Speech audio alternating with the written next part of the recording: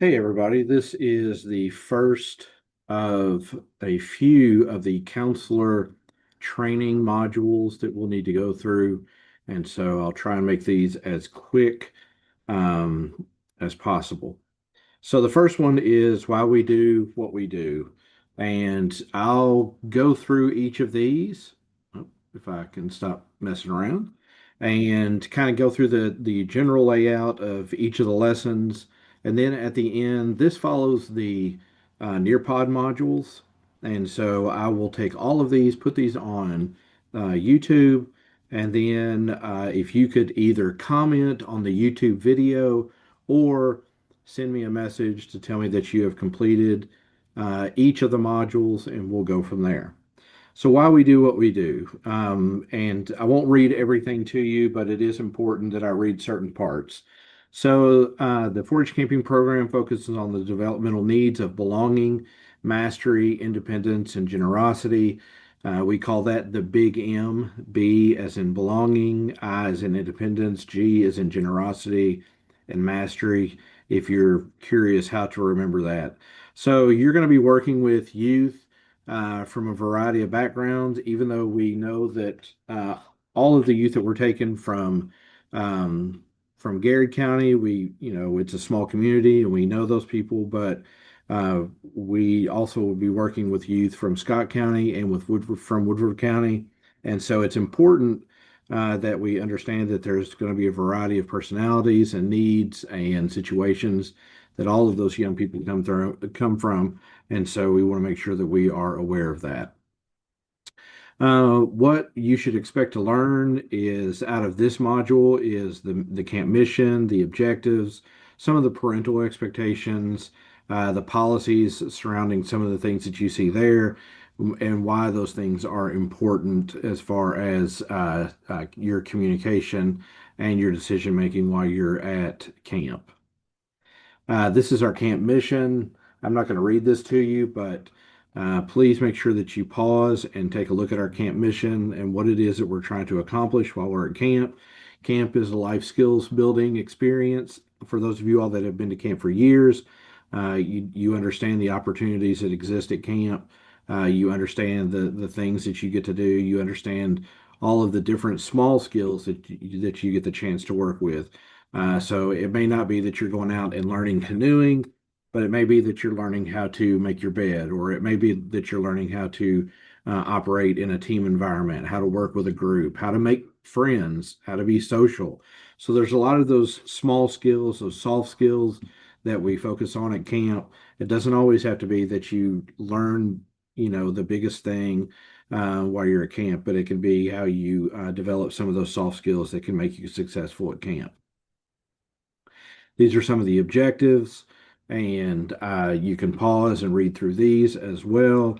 But just hitting on a few of those, like I said, developing life skills, decision making, and problem solving skills is really important. Your self esteem. That's why it's so important that you all, as counselors, understand the value of building a camper's self esteem and helping them through situations and understanding their value, building positive relationships with adults and with other youth, also with our team counselors, and realizing the importance of helping others and your community. And that's going to be valuable when we are learning about, when we're talking about cleaning up as a cabin, doing things throughout the experience. Like our KP and cleaning up the grounds and making sure we take care of ourselves. Some of the parental expectations, remember that not only are you a counselor and you may have a child that's actually going to camp, or a cousin, or a friend, or somebody that's going to camp, but you're also going to be taking care of other people's children. And so you become that surrogate parent a little bit, that surrogate big brother, big sister sometimes. And so you serve a number of different roles while you're at camp. But these are some of the expectations from our parents, is that they, have positive relationships, healthy environments, and experience nature and outdoor safely. Essentially, the most fundamental thing to remember is that we want to make sure that when kids go to camp, that they have the most positive experience possible. And you all are at the head of that. As the 4-H agent, I get the chance to move around a little bit and see a lot of the things that you all do. And so it's really important that we understand our own value in the process of being a leader and counselor at 4-H camp.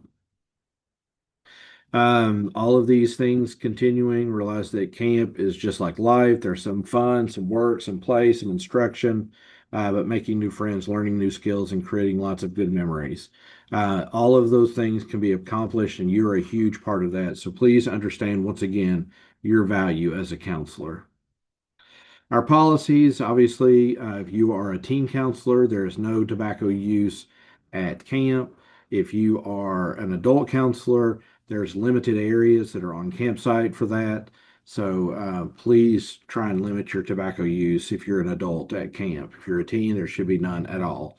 Alcohol, drugs, and weapons are not to be on the campgrounds. So if you have any of those, please make sure that you turn those in, you leave those home. If you do see people in possession of those, you need to let me know as soon as possible. If it's prescription medication, that needs to be turned in by anyone, adults and teens, unless it is an emergency medication. Even that still needs to be turned in or at least checked in with the HCP, which is the healthcare provider at camp.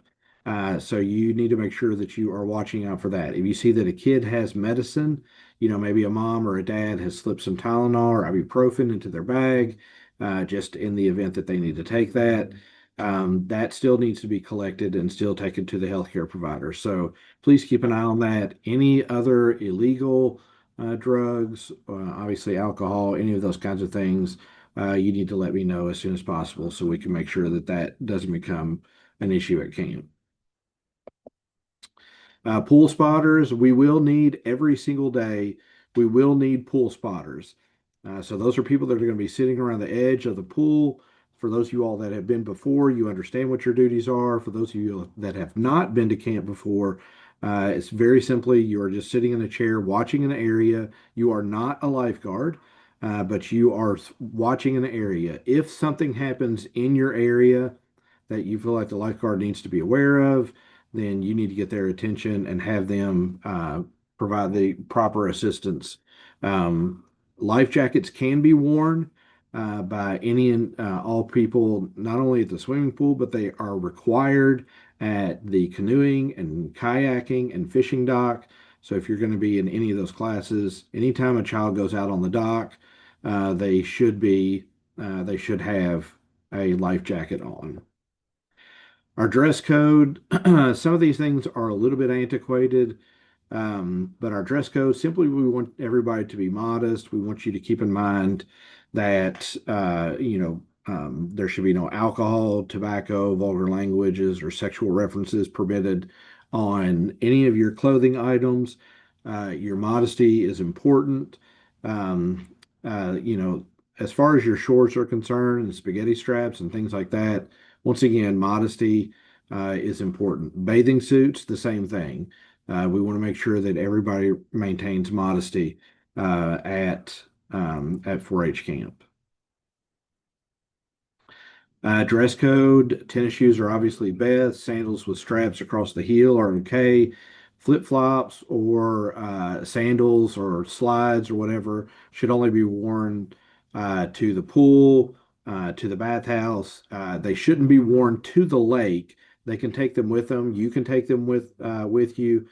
If you put them in a backpack or whatever, you're more than welcome to take those around. But there are some classes that you must have the appropriate shoes on. Shooting sports, both riflery and archery, are one of those classes. Are those classes? Challenge course, high ropes, and low ropes are another of those classes. Your instructors will, if there's a question about whether a class requires closed-toed shoes, please make sure that you check in with one of us so that we can give you the proper instruction. And by one of us, I mean one of the 4-H agents. Piercing and tattoos, I'm not at all worried about that.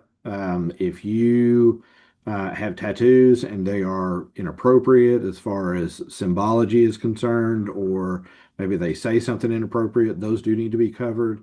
But as far as your tattoos, and if you have piercings and things like that, as long as they are covered by a bathing suit or whatever, if they're in, in areas that would typically be covered by a bathing suit, then, once again, modesty, modesty, modesty. But as far as you having piercings, nose, ears, eyebrow, whatever, those kinds of things, I'm not at all worried about those. I do want you to be safe with those. Cell phone usage, counselors, you should have your cell phone with you at all times, and you should be available to take either phone calls or answer text messages while you are at camp. So it says campers and teen leaders are not permitted. This is not, that's not policy for us. Campers, all campers should not have a cell phone at camp. If you see a cell phone, I need to be the one that collects it, but you need to let me know.